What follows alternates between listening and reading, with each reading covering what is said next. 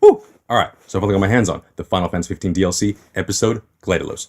And yeah, this retails for about $5 over here, and it's also part of a season pass. But regardless, let's figure out, is it worth the money? Well, let's find out.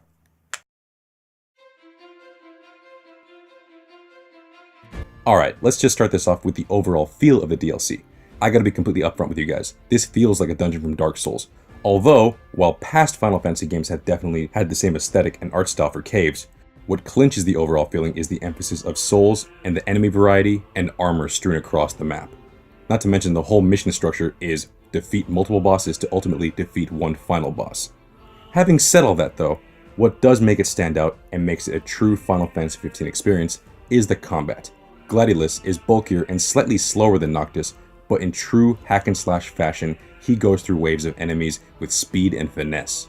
He also has a shield mechanic, which allows you to parry most heavy attacks. A rage meter that builds up the more you shield. The higher the rage meter goes, the more devastating your attacks are.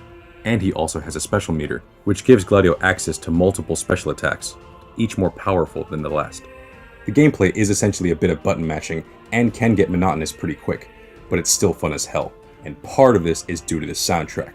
Mixing heavy rock and metal, the soundtrack really makes every encounter feel epic and awesome, which fits Gladio's character perfectly. I can only wonder, is this what he hears in his head during every battle? If so, that is hilarious. Besides all that, the plot itself is not really complex, but still feels like a big moment in Gladio's life. It's his moment to shine and prove himself to be worthy. And what better way to do it than face off against a Final Fantasy regular, Gilgamesh, a boss character which has been present in mostly every Final Fantasy since Final Fantasy V. So, prepare yourself for a battle. All in all, this is a fun little DLC. It has fun gameplay, a great atmosphere, a kick-ass soundtrack, and a great look into what happened to Gladio when he separates from the group in the main game. The only issue I can see with this DLC is that the main story only lasts about an hour or two. It's very short. The DLC does try to make up for this by providing a score attack mode, which makes the player play the same story mission again, but this time with a timer, which I found fun, but may turn off others. There is also a final trial where you face off against Cor the Immortal, along with a few vanity unlockables in the main game, and that is pretty much it for this DLC. Overall, it's a great experience through and through, but it is pretty short, with little replay value.